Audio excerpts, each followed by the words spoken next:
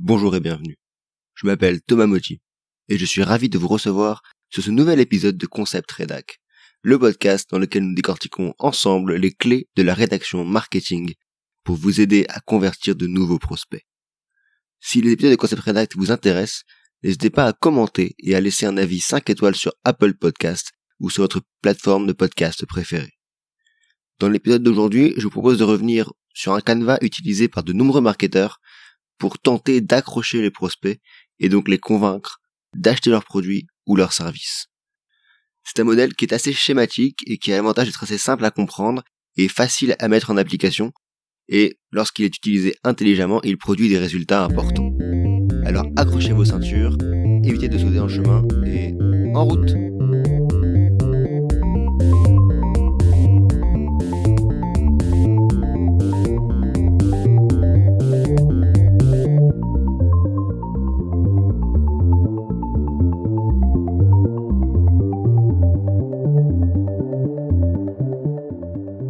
Vous êtes-vous déjà demandé pourquoi certaines publicités permettent à vous scotcher devant votre écran? Pourquoi certaines histoires parvenaient mieux à vous prendre aux tripes que d'autres, et à vous faire vivre des émotions? Alors, dans le cas de la fiction, c'est quelque chose qui a été étudié extrêmement souvent, de nombreuses fois. On parle parfois du voyage du héros, qui fera d'ailleurs l'objet d'un prochain épisode, mais de manière générale, aussi et surtout, il existe une structure logique, que vous avez d'ailleurs étudiée en français au collège, une structure logique commune à presque n'importe quel roman, n'importe quelle nouvelle, n'importe quelle œuvre de fiction. La première étape, c'est bien sûr une situation qui est une situation initiale, dans laquelle le personnage se trouve au départ, mais il y a un élément déclencheur qui vient perturber cette situation initiale, qui vient booter le personnage hors de cette situation initiale, et donc l'emmener vers l'aventure dans laquelle il va vivre des péripéties, différentes péripéties, avant finalement de résoudre le problème initial, l'élément déclencheur, et au fil des péripéties, d'arriver sur une situation finale, une situation lors de laquelle le problème est donc résolu. Cette structure logique, c'est avant tout un voyage émotionnel, c'est une trajectoire d'évolution. En somme, le héros sort de son aventure grandi, il a appris quelque chose, il est donc dans une situation finale plus enviable qu'au départ. Cette trajectoire, nous la connaissons tous dans notre vie quotidienne. Nous la connaissons tous à chaque fois qu'un problème se pose à nous. Mettons que moi, je ne sois pas très doué en bricolage, ce qui est le cas. Mais que par contre, je sois plutôt écolo, donc je prends souvent mon vélo. Lorsque mon vélo est dégonflé, j'ai un problème. Solution numéro 1, je le gonfle. Je prends donc ma pompe et je le gonfle. Cela ne fonctionne pas car le vélo est crevé. Solution numéro 2, péripétie numéro 2, je démonte donc la roue pour changer la chambre à air, pour changer le pneu, et donc faire en sorte que le vélo puisse à nouveau être gonflé et fonctionner correctement. Alors là, pour le coup, j'ai du mal, je galère, je peste, je mets de longues minutes à réussir à changer la chambre à air, et finalement, j'y parviens. Je remplace la roue, je la replace, je tâte le pneu, c'est bon. Le problème est résolu, situation finale, je suis dans une meilleure situation qu'au départ. De façon générale, lorsque l'on propose un service ou un produit à des clients, comme c'est peut-être, sans doute, en tout cas souvent le cas, c'est pour résoudre un problème. Idéalement, ce problème doit être urgent.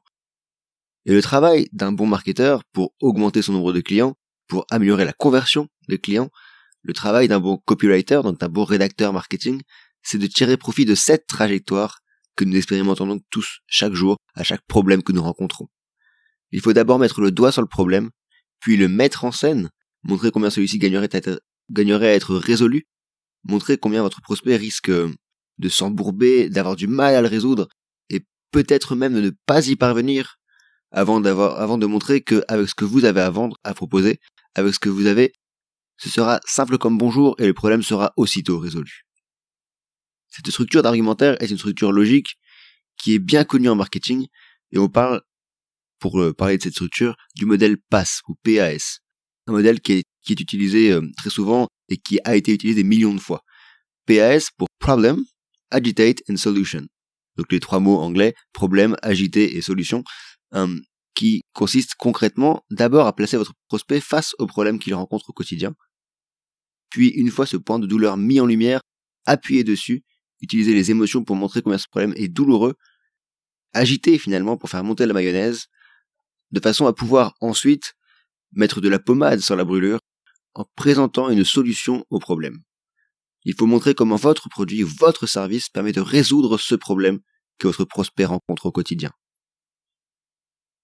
Alors, pour vous dire un peu ce que je pense, moi, personnellement, de ce modèle, je pense qu'il est parfois un poil trop simpliste, et dans les faits, j'utilise assez peu souvent le modèle PASS.